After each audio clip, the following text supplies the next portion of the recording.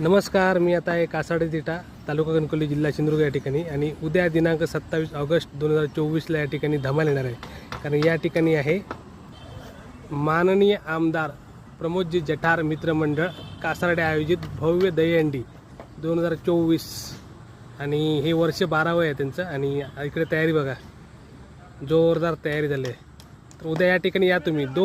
दुपारी 2 ते रात्री 10 फुल धमाल असणार इकडे. आणि जोरदार तयारी चालू आहे इकडे.